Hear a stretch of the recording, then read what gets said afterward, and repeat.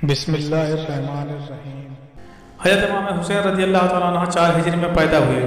حضرت فاطمہ الزہرا رضی اللہ تعالیٰ عنہ حضرت علی اور حضرت محمد مصطفیٰ صلی اللہ علیہ وسلم کی مبارک مقدس گودوں میں پرورش پا کر سن صور کو پہنچے۔ آپ 7 برس کے تھے کہ رسول اکرم صلی اللہ علیہ وسلم نے اس دار فانی سے عالم جودانی کی طرف رحلت فرمائی۔ خلافت حضرت ابوبکر صدیق رضی اللہ تعالیٰ عنہ کے وقت آپ کی عمر 8 برس سے زیادہ نہ تھی۔ حضرت صدیق رضی اللہ تعالیٰ عنہ آپ سے بے انتہا محبت کرتے تھے اور حضرت عمر فاروق رضی اللہ تعالیٰ عنہ کو بھی آپ سے بے انتہا الفت تھی۔ حضرت عمر فاروق رضی اللہ تعالیٰ عنہ نے بدری صحابہ کے لڑکوں کا وظیفہ 2000 درہم سالانہ مقرر کیا تھا، مگر حضرت حسین رضی اللہ تعالیٰ عنہ کو 5000 درہم سالانہ ملتے تھے۔ حضرت عثمان غنی رضی اللہ تعالیٰ عنہ کے زمانے خلافت میں مفسدینی کی سورش کے وقت آپ حضرت عثمان غنی رضی اللہ تعالیٰ عنہ کی قصر خلافت کے محافظ تھے۔ جنگ جمل اور جنگ صفین میں آپ اپنے والد ماجد کے ساتھ شریک ہوئے۔ جب 56 ہجری میں امیر معاویہ رضی اللہ تعالیٰ عنہ اہل مدینہ سے یزید کی ولی عہدی کے حق میں بیعت لینی چاہی، مگر حضرت حسین رضی اللہ تعالیٰ عنہ وغیرہ اس سے متفق نہ ہوئے۔ اس پر امیر معاویہ رضی اللہ تعالیٰ عنہ کو بھی آئندہ خطرہ کا احساس ہو گیا۔ رجب 20 ہجری میں امیر معاویہ رضی اللہ تعالیٰ عنہ کی وفات ہوئی۔ یزید کی بیعت کو اکثریت نے قبول کر لیا۔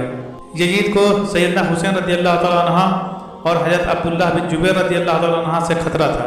اس کو یقین تھا کہ وہ حجاز اور عراق کے مسلمانوں کو اس کے مقابلے میں کھڑا کر سکتے ہیں، لہٰذا اس نے تخت خلافت پر مطمئن ہونے کے ساتھ ساتھ ولید بن عتبہ حاکم مدینہ کو تاکید حکم بھیجا کہ حضرت حسین اور حضرت عبداللہ بن زبیر رضی اللہ تعالیٰ عنہ دونوں سے بیعت لی جائے۔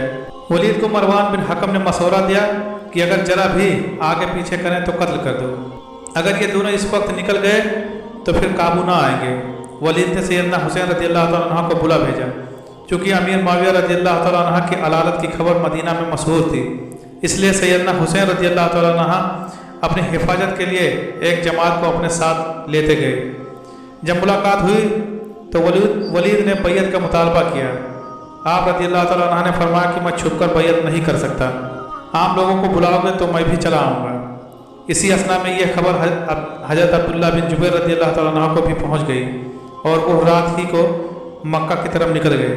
چونکہ ولید دن بھر ان کی تلاش میں سرگرم تھا، اس لیے وہ سیدنا حسین رضی اللہ تعالیٰ عنہ کی طرف متوجہ نہ ہو سکا۔ اس نے دوسرے دن آپ کو بلایا تو آپ نے 1 دن کی مہلت مانگی۔ اسی اثنا میں اہل عراق کے پے در پے پیغامات پہنچے کہ آپ خلافت کو قبول کیجئے۔ اسی کشمکش میں محمد بن حنفیہ رضی اللہ عنہ کے مشورے سے آپ شعبان 20 ہجری میں مدینہ سے نکل کر مکہ میں تشریف لے گئے۔ مکہ مکرمہ پہنچ کر آپ رضی اللہ تعالیٰ عنہ نے حضرت مسلم بن عقیل رضی اللہ تعالیٰ عنہ کو تحقیق کے حالات کے لیے کوفہ بھیجا اور ایک قاصد بصرہ کی طرف روانہ کیا۔ جاسوسوں نے یہ خبر اسی وقت یزید کو پہنچائی۔ اس نے عبید اللہ بن زیاد حاکم بصرہ کو تاکید حکم بھیجا کہ مسلم بن عقیل رضی اللہ تعالیٰ عنہ کو کوفہ سے نکال دو، اگر مزاحمت کرے تو اسے قتل کر دو۔ بصرہ میں سیدنا حسین رضی اللہ تعالیٰ عنہ کا بھیجا ہوا قاصد گرفتار کر کے قتل کر دیا گیا اور مسلم بن عقیل رضی اللہ تعالیٰ عنہ کو ہانی بن عروہ رضی اللہ تعالیٰ عنہ نے اپنے جنا خانہ میں ٹھہرایا اور یہی چند روز میں 18000 اہل کوفہ نے سیدنا حسین رضی اللہ تعالیٰ عنہ کی بیعت قبول کر لی۔ ابن زیاد نے ہر چند مسلم بن عقیل رضی اللہ تعالیٰ عنہ کی تلاش کی، مگر کچھ سراغ نہ مل سکا۔ آخرکار اس نے غلام ماکل نے اس خفیہ انتظام کا سراغ لگایا۔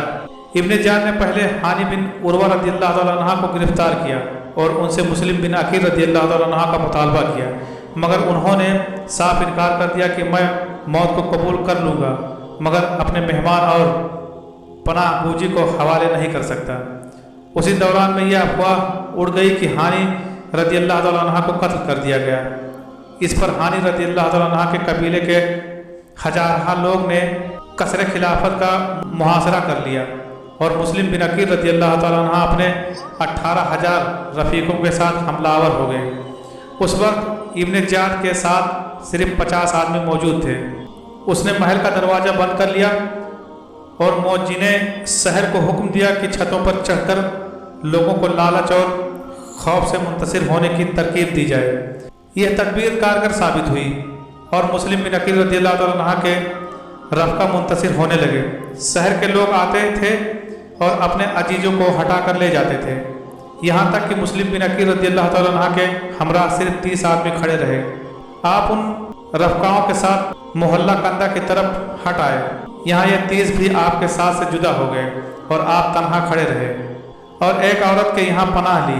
इब्न ज़ियाद ने सुराग लगाने के बाद आदमियों के साथ उस मकान का मुहासरा कर लिया, मगर मुस्लिम बिन अकील रदियल्लाहु ताला अन्हु खौफजदा न हुए, बल्कि इस हिम्मत से मर्दानावार मुकाबला किया कि सबको मकान से बाहर कर दिया। उन्होंने फिर हमला किया, मगर आपने फिर उन्हें ढकेल दिया। एक शख्स ने आप रदियल्लाहु ताला अन्हु के चेहरे मुबारक पर वार किया, जिससे आपका ऊपर का होंठ कट गया और 2 दांत झटका खा गए। बाकी 69 आदमी मकान की छत पर चढ़कर आ गए और पत्थर बरसाने लगे। अब सैयदना मुस्लिम रदियल्लाहु ताला अन्हु गली में निकलकर मुकाबला करने लगे और लड़ते लड़ते जख्मों से चूर हो गए। जब आपकी कुव्वत बिल्कुल जवाब दे गई तो दीवार से टेक लगाकर बैठ गए। उस वक्त मोहम्मद बिन असास ने उन्हें पनाह का वादा देकर गिरफ्तार कर लिया। इसके बाद आपको इब्न ज़ियाद के सामने पेश किया गया। मोहम्मद बिन असास ने कहा कि मैं मुस्लिम को पनाह दे चुका हूँ, लेकिन इब्न ज़ियाद ने उसे तस्लीम न किया और हुक्म दिया कि इन्हें कत्ल कर दिया जाए। आप रदियल्लाहु ताला अन्हु ने इब्न ज़ियाद की इजाज़त से उमर बिन साद को वसीयत की कि सैयदना हुसैन रदियल्लाहु ताला अन्हु आ रहे होंगे, उनके पास आदमी भेजकर उन्हें रास्ते ही में वापस कर दिया जाए।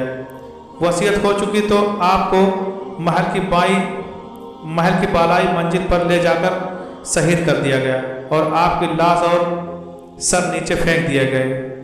इस तरह हज़रत मुस्लिम बिन अकील रदियल्लाहु ताला अन्हु की शहादत की सूरत में सैयदना हुसैन रदियल्लाहु ताला अन्हु का एक निहायत कभी बाजू टूट गया। इन्ना लिल्लाहि व इन्ना इलैहि राजिऊन। मुस्लिम बिन अकील रदियल्लाहु ताला अन्हु ने पहला ख़त जो सैयदना हुसैन रदियल्लाहु ताला अन्हु की खिदमत में भेजा था कि तमाम शहर आपकी तशरीफ़ आवरी का मुंतज़िर हैं, तशरीफ़ ले आए।